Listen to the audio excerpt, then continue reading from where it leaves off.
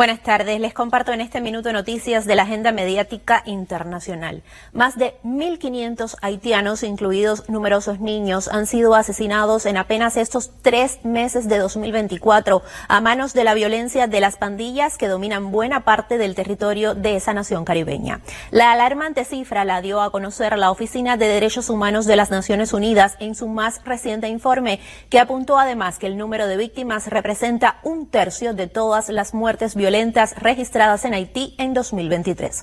La crisis no parece tener fin pese a las promesas de estabilidad del Consejo de Transición, que además de las demoras en su creación, apenas comenzó a funcionar, tuvo su primera baja, pues la única mujer que lo integraba renunció por presiones externas. Y el alto comisionado de la ONU para los Derechos Humanos definió la situación en Haití como cataclísmica y afirmó que abordar la inseguridad debe ser una máxima prioridad de todos para proteger a la población y evitar más sufrimiento. La corrupción, impunidad y mala gobernanza, agravadas por los crecientes niveles de violencia de las pandillas, erosionaron el Estado de Derecho y llevaron a las instituciones al borde del colapso. Las bandas siguen utilizando la violencia sexual para maltratar, castigar y controlar a la gente. Algunas mujeres son obligadas a mantener relaciones sexuales con miembros de las bandas. Además, se sigue utilizando la violación de rehenes para coaccionar a las familias a pagar rescates. Se sigue reclutando a niños y abusando de ellos. Todas estas prácticas son indignantes y deben cesar de inmediato. Y si de crimen y terror hablamos, la violencia vuelve a incrementarse en Ecuador a pesar del estado de excepción decretado a inicios de este año por el presidente Daniel Noboa y que vence en menos de 2 semanas. El alcalde de Guayaquil informó que la del jueves fue una madrugada particularmente violenta en la ciudad, que registró 13 eventos delictivos. El miércoles se produjo un motín en la cárcel regional de la provincia de Guayas y en un balance actualizado hoy de las víctimas se conoció que murieron 3 prisioneros y resultaron heridos otros 6. Poco antes, el domingo, fueron asesinados la alcaldesa más joven del país, Brigitte García, y su pareja, también funcionario público municipal en San Vicente, perteneciente a la provincia de Manabí.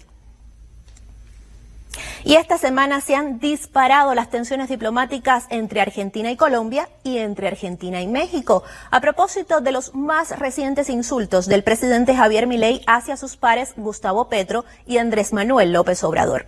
Se generó un cruce de descalificaciones que terminó en la práctica con la expulsión de diplomáticos argentinos de la sede en Bogotá por orden de Petro, aunque desde Buenos Aires intentaron rebajar tensiones y decir que no hay una ruptura diplomática. No obstante, Colombia exige una disculpa de Milei, que llamó asesino terrorista a Petro en una entrevista. López Obrador, a quien el mandatario argentino también insultó y lo tachó de ignorante, se solidarizó con su homólogo colombiano. AMLO escribió en X: todavía no comprendo cómo los argentinos, siendo tan inteligentes, votaron por alguien que desprecia al pueblo. A lo que Petro agregó que Milei busca destruir o al menos aplazar el proyecto de la integración latinoamericana. Y el presidente francés Emmanuel Macron culminó hoy su visita de 3 días a Brasil. Hace más de una década que un jefe de Estado francés no pisaba el gigante sudamericano, por lo que fue un viaje con numerosos resultados. Además del reimpulso de las relaciones bilaterales, hubo acuerdos en materia de defensa y medio ambiente, en este último con la gran ambición de llegar a la deforestación cero de la gran selva amazónica para el 2030. Francia ayudará a Brasil a desarrollar submarinos de propulsión nuclear y se comprometió a lanzar un plan de inversión de unos $1.000 millones para la economía sostenible en la Amazonía. Se reforzó también el compromiso mutuo para lograr sacar adelante el por ahora estancado pacto Mercosur-Unión Europea. Y Brasil acogerá en noviembre de este año la cumbre del G20, y sobre la participación rusa en esa cita, concretamente la presencia de Vladimir Putin, que siempre resulta polémica para Europa, sentó postura el presidente francés poco antes de regresar a París.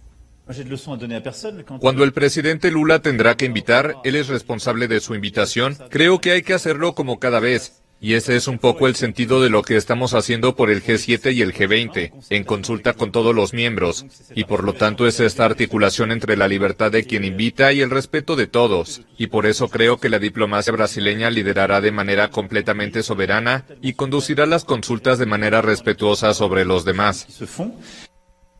Y al cierre le informo que Israel bombardeó hoy la ciudad de Alepo en el norte de Siria, en la más mortífera incursión sionista de los últimos 3 años en ese país.